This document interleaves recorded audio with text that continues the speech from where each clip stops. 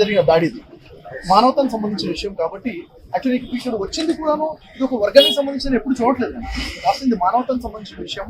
అయితే నిజంగా చెప్పాలంటే ఇప్పుడు ట్రైసల్ ఇంత సహనంగా ఇక్కడ వెయిట్ చేస్తున్నారంటే మనలో ఉన్న విశ్వాసానికి ఒక సైన్ అని చెప్పాలి, ఒక ప్రతీక అని చెప్పాలి.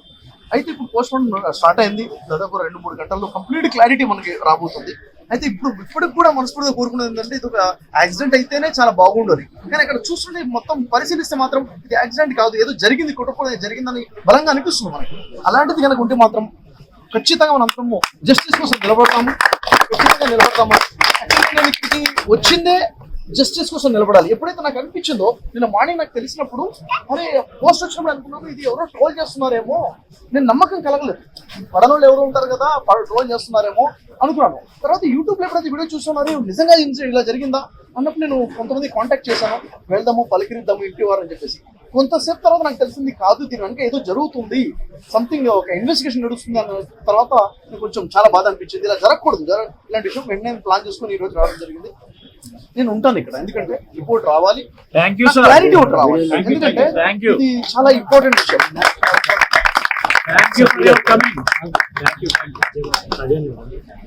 ఇంకొక 2 hours టైం పట్టొచ్చు రిపోర్ట్ రావాలి. నేను ఒకటి క్రైస్తవ సమాజం నుంచి చిన్న విషయం మీకు రిఫర్ చేయాలనుకుంటున్నాను. ఒక నిమిషం. మేము పవిత్ర గ్రంథమైన ఖురాన్ని మనస్ఫూర్తిగా గౌరవించే వ్యక్తి. బైబిల్ ఎంతగా గౌరవిస్తామో ఖురాన్ని కూడా అంతగా గౌరవిస్తాం. నేను ఒక్కటే అడుగుతున్నా, ఇప్పుడున్న పరిస్థితుల్లో మీరు మసీదుల్లో ఉన్నా మేము చర్చిల్లో ఉన్నా ప్రమాదం మన ఇద్దరికీ ఉంది అన్న విషయం మాత్రం మీ మనసులో ఉండని. రెండవది ఏంటంటే మేము క్రైస్తవులంగా ఉన్నా మీరు ముస్లిం సహోదరులైనా మన ఇద్దరికీ తండ్రి అబ్రహాం గారే అన్న విషయాన్ని కూడా దయచేసి మీరు మనసులో ఉండని.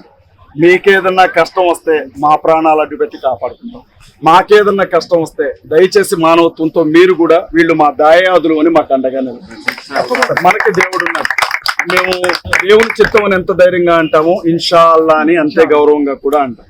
దయచేసి ఈ విషయాన్ని మీ ద్వారా, ఎందుకంటే మీరు సిగ్నేచర్ స్టూడియోలో మాట్లాడినప్పుడు ఉపేందర్ గారు ఆయన మహేందర్ గారు మిమ్మల్ని ఎంత ఇబ్బంది పెట్టాలని ప్రయత్నించారో మేము కళ్ళారా చూసాం. ఆ సమయంలో మీరు పడ్డ వేదన కూడా మేము చూసాం. చివరికి మీరు సనాతన ధర్మాన్ని కూడా గుండెల్లో పెట్టుకోవడానికి సిద్ధపడ్డా, మీరు వేరు అని చెప్పడానికే ప్రయత్నించారు తప్ప దగ్గరికి తీసుకోవడానికి వాళ్ళు ప్రయత్నించలేదు.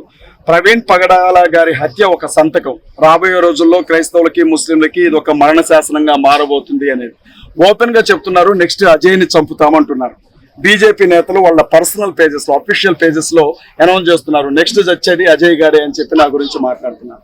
చావడానికి మీరు భయపడం, నేను భయపడను, దేవుని దగ్గరికి వెళ్ళిపోతామని. కానీ మిగతా వాళ్ళు నాయకత్వం లేకపోతే బలహీనలు అయిపోతారు. ఈ విషయంలో ఎప్పుడు మీ దృష్టికి ఏమొచ్చినా మీ నమ్మకాలు మీవి, మా నమ్మకాలు మావి, కానీ కష్టం అంటే మాత్రం ఇద్దరం కలుద్దాం బాయ్. ఈ విషయాన్ని మాత్రం మనసులో ఉంచుకోండి.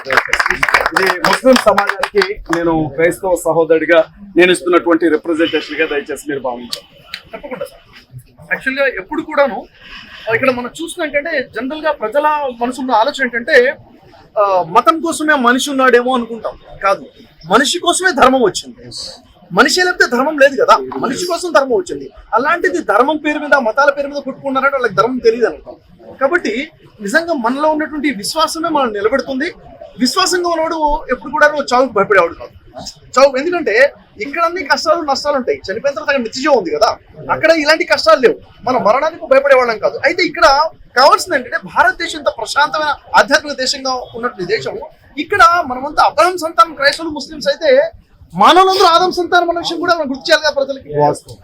మానవులందరూ కూడా ఆదం సంతానము కాబట్టి మన ఉన్న రక్తం ఒకటే అయినప్పుడు ఎందుకు కొట్టుకొని వస్తున్నాము. ఇక నాకు అర్థమైన విషయం ఏంటంటే కొంతమంది రాజకీయ సులాభాల కోసము ప్రజల మధ్య చిచ్చు పెట్టడం కోసం చేస్తున్నటువంటి ఈ మతపరమైనటువంటి విషయాలు ఇవి. కాబట్టి మన ఎక్కడో 0.1% ఉన్నారు నెగిటివ్ పీపుల్. మనం మిగిలిన 99% ఎవరైతే ఉన్నారో వీళ్ళ మధ్య ఐక్యత రావాలి. ఎందుకంటే అదే అంటారు, సమాజంలో చెడు వ్యాపిస్తుందంటే కారణం చెడ్డవారు కాదు, మంచివాడు మౌనంగా ఉండడము. ఇప్పుడు నాకు చాలా సంతోషం అనిపిస్తుంది, ప్రతి ఒక్కళ్ళు కూడా మన పనులు మానేసి ఇళ్లలో లేకుండా బయటకు వచ్చి నిలబడ్డా ఉంటే ఇది ఈ రెస్పాన్స్ కావాలి.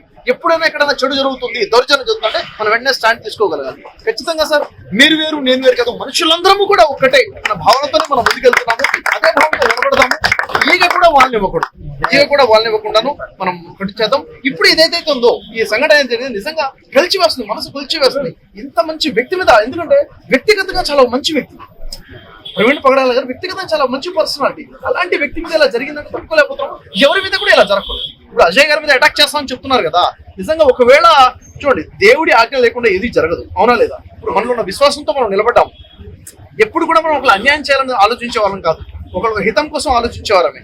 కాబట్టి ఖచ్చితంగా మీతో పాటు మేము ఉన్నాం సార్, మాతో పాటు మీరు ఉన్నారు. అందరం కలిసికట్టుగానే ఉందాము, కలిసికట్టుగా సుఖంగా జీవితం. ఎందుకంటే కొంతమంది మూర్ఖులకు తెలియని విషయం ఏంటంటే, ఇది సమాజం అంటే మన శరీరంతో సమానం. ఈ శరీరంలో ఒక చెయ్యి, ఇంకో చెయ్యి, ఒక కాలు ఒక భాగం ఉందంటే ఒక్కొక్క వర్గం అనుకుంటే ఒక వర్గాన్ని డ్యామేజ్ చేద్దామంటే మన శరీరమే పోతుంది కదా, అవునా లేదా?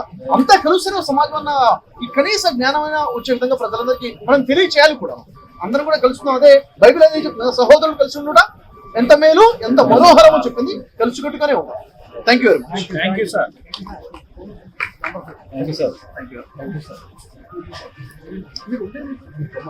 మీరు